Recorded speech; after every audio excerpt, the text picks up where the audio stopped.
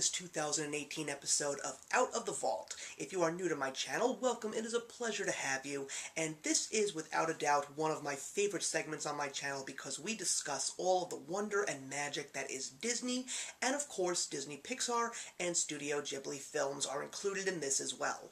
So today we're going to be talking about the 9th Studio Ghibli film from 1995. One that not that many people know too much about, especially because of the fact that it is not one of the most grand or one of the most epic. It is actually a simple coming-of-age story, and it is called Whisper of the Heart. This is actually an extremely large landmark in the world of the Studio Ghibli library because this was the very first film in the library that was not directed by either Hayao Miyazaki or Isao Takahata, and it was also the very first Studio Ghibli film to use a little bit of CGI animation within their 2D cell work. So this is a story of a young 14-year-old girl named Shizuku who is about to graduate from junior high and take the next path in life into high school. But she is unsure of what she really wants to do, but she does have a big passion for getting herself lost in fairy tale stories and wants to write one of them for her own someday. And during the summer, she discovers all the books at her local library that she's been checking out have also been checked out by a mysterious person named Seiji Yamasawa.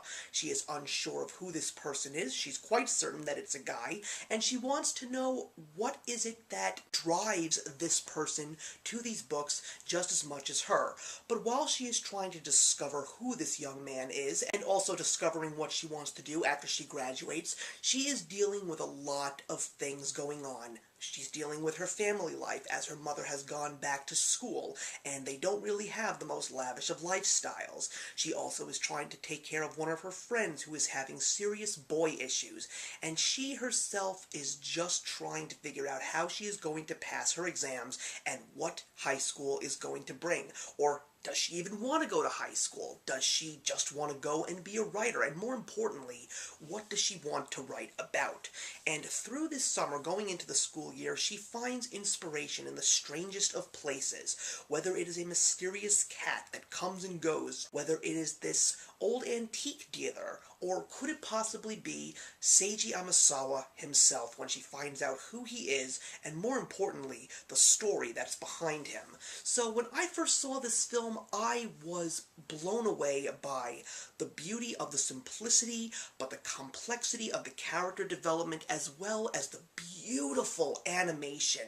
It was just such a soothing, heartfelt watch for me. It was not the most glamorous. It was a coming-of-age story in modern times. There is no sword fights or grand princesses or anything that you had seen in these beautiful pieces of fantasy that Miyazaki and Takahata have given us. Instead, we get a true slice-of-life, coming-of-age story, much like Isao Takahata's film Only Yesterday, and it is still one of the most beautiful, deep, and brilliant stories that I have ever seen from the Studio Ghibli library. It is so heartfelt, it is so inspirational, it is filled with emotion, and you see that through the beautiful voice acting of great actors including Brittany Snow, David Gallagher, Ashley Tisdale, Jean Smart, and even the great Cary Elwes. There's also beautiful music in this film, there's beautiful chemistry between the characters, and there are so many emotions riding high from beginning to end in this wonderful story. I really have no idea how else I can possibly tell you how much I enjoy this film. I'm just so happy to know that I'm still loving this film, and I still feel that it is my favorite Studio Ghibli film of all time. And it's quite crazy to think that way when you take a look at great films like Castle in the Sky, or The Princess Mononoke, or even When Marnie Was There. Just a fantastic story that I feel that everybody should check out.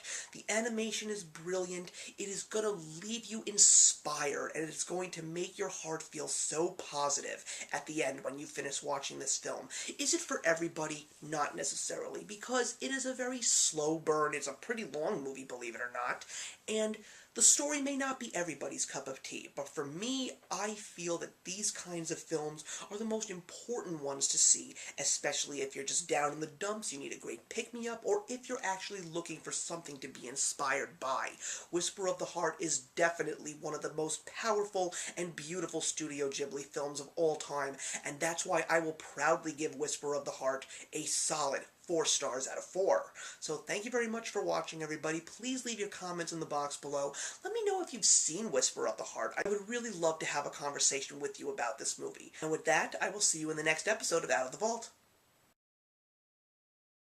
Hey, thank you so much for stopping by my channel today. If you're new here and want to see more of what my channel has to offer, please click on the link to my last video, or hit that subscribe button to be kept up to date with all of my uploads. Content of all sorts is posted here quite often, so trust me, you do not want to fall behind. I will see you in the comments, and actions speak louder than words.